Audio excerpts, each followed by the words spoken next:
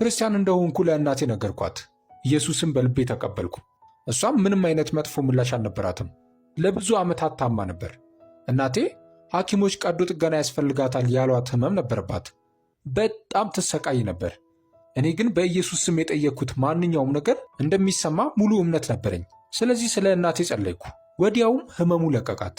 ከዚያ በኋላ ያ ህመምም ሆነ ችግር ዳግመኛ አልተመለሰባትም። ለዓመታት ትሰቃይ ነበር። ነገር ግን ኢየሱስ ክርስቶስ ፈወሳት። ከዚያም መጽሐፍ ቅዱስን መፈለግ ጀመርኩ። አሁን ክርስቲያን ነኝ። ኢየሱስ ምን እንዳለ ማየት እፈልጋለሁ። ሙስሊም በነበርኩበት ጊዜ ሙሴ ታውራትን፣ ኢየሱስ ኢንጂልን ወይም ወንጌልን፣ መሐመድ ደግሞ ቁርአንን እንዳመጡ ተነግሮኝ ነበር። ነገር ግን ሌሎቹ ሁለቱ ተበርዘዋል፣ ተለውጠዋል፣ ተበላሽተዋልም ይሉኝ ነበር። ስለዚህ ዋጋ የላቸውም፣ የመጨረሻው የአምላክ መገለጥ ቁርአን ብቻ ነው ይሉ ነበር። እኔ ግን አሁን ክርስቲያን ሆኛለሁ። ኢየሱስ በወንጌል ውስጥ ምን እንደሚል ማየት እፈልጋለሁ። ስለዚህ ወንጌልን መፈለግ ጀመርኩ። ቤተ መጽሐፍትና ሱቆችን ሁሉ አሰስኩ። ለ3 ወራት ያህል ብፈልግም ላገኝ አልቻልኩም። በመጨረሻም ኢንተርኔት ላይ ኢንጂል ብዬ ፈለግኩ። ብዙ ሊንኮች መጡልኝ። ነገር ግን ስነካቸው ወደዚህ ድረገጽ መግባት የተከለከለ ነው ይላል። መንግስት ወንጌል ያለባቸውን ድረገጾች ዘግቷቸው ነበር። ስለዚህ ቪፒኤን በመጠቀም እገዳውን አልፌ ገባው። ሊንኩን ስነካ የመጽሐፍ ቅዱስ መጽሐፍት ሁሉ ተከፈቱ። እነዚህን ሁሉ መጽሐፍት አየሁ። እነዚህ ሰዎች እነማን ናቸው? ጢሞቴዎስ ማን ነው?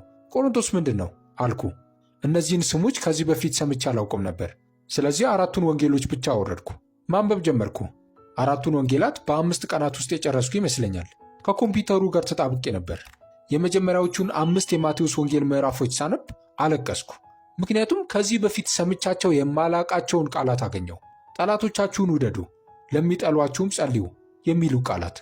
ይህ መጽሐፍ ቅዱስ ለምን ሕገወጥ ሆነ? ምንም መጥፎ ነገር የለበትም፣ ሁሉም ስለ ፍቅር ነው ብዬ መጠየቅ ጀመርኩ። ኢየሱስ እኔ መልካም እረኛ ነኝ፣ መልካም እረኛ ነፍሱን ስለ በጎቹ ይሰጣል ሲል አየሁ። እግዚአብሔርን አፍቃሪ አባት አድርጎ አስተዋወቀ።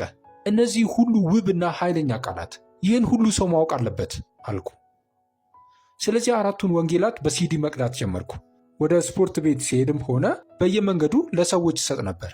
በአካባቢ ያሉ ሰዎች ሲሰሙኝ ወደ እኔ እየሮጡ ይመጡ ነበር። እባክህ ለእኔም ቅጂ ስጠኝ፣ ለእኔም ስጠኝ ይሉኝ ነበር። ይህን ለ8 ወራት ያህል ካደረግኩ በኋላ በአንድ የህዝብ ስልክ መደወያ ውስጥ ሆኜ በስልክ እያወራው ሳለ ረጅም ጢም ያለው አንድ ሰው መጥቶ በቢላ ወጋኝ። እሱ ሲሸሽ በፊቴና በእግሬ ላይ ሞቅ ያለ ነገር ሲወርድ ተሰማኝ። ስነካው ደም ነበር። ያ ሰው ማን እንደሆነ ወይም ዓላማው ምን እንደሆነ አላውቅም። ነገር ግን በዚያ ሰዓት እዚያ መቆየቱ ለአደጋ እንደሚያጋልጠኝና እግዚአብሔር እንድወጣ እንደሚፈልግ በእርግጠኝነት ተሰማኝ። አንድ ቀን ምሽት ጥቂት ልብሶችን ይዤ ለማንም ሳልናገር ወጣሁ።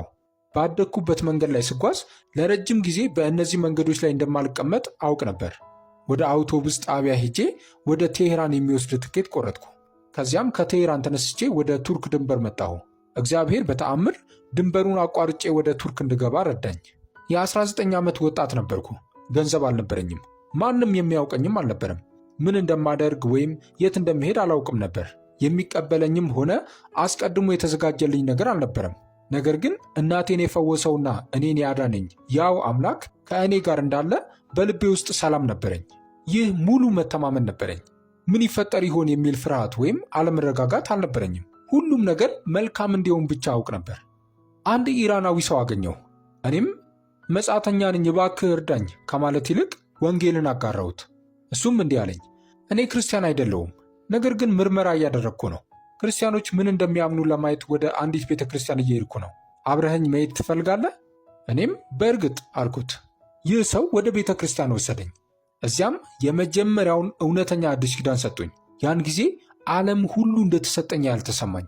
እውነተኛውን አዲስ ኪዳን በእጄ በመያዜ በጣም ደስ ብሎኝ ነበር። ሰዎች ደስ ሲላቸው፣ አምላክን ሲያመሰግኑና ሲያመልኩ ሙዚቃና ጊታር አይቼ አላውቅም ነበር። ከመስጊድ ጋር ሲነጻጸር መስጊድ በሄድኩ ቁጥር ለቅሶ፣ ዋይታ፣ ሐዘንና መከፋት ብቻ ነበር የሚታየው።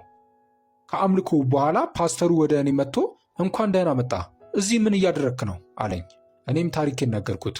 እሱም ጌታ ይመስገን፣ እግዚአብሔር ጠርቶሃል፣ ይወድሃል፣ ለአንተም እቅድ አለው አለኝ። ከዚያም በቤተ ክርስቲያኑ ያለ አንድ ሰው ወደ ቤቱ ወሰደኝ። እግዚአብሔር ለእኔ በጣም ታማኝ ነበር፣ እየመገበኝና እየጠበቀኝ። ብዙ ዛቻዎች ነበሩ። እዚያ ለ2 ዓመታት ቆየው። ከዚያም ከተባበሩት መንግስታት በስደተኝነት ተቀባይነት እንዳገኘው ተደወለልኝ። አሜሪካ ገባው። ጌታ ሆይ በነፃነት ላመልክ የምችልበት ነፃ አገር ስለሰጠኸኝ አመሰግንሃለሁ አልኩ። የመጽሐፍ ቅዱስ ጥናቴን ካጠናቀቅኩ በኋላ ለኢራናውያን ቤተ ክርስቲያን መሰረትኩ። ለሙስሊሞችም ወንጌልን ማድረስ ጀመርኩ። ኢራናውያን በብዛት ወደ ኢየሱስ እየመጡ ነው።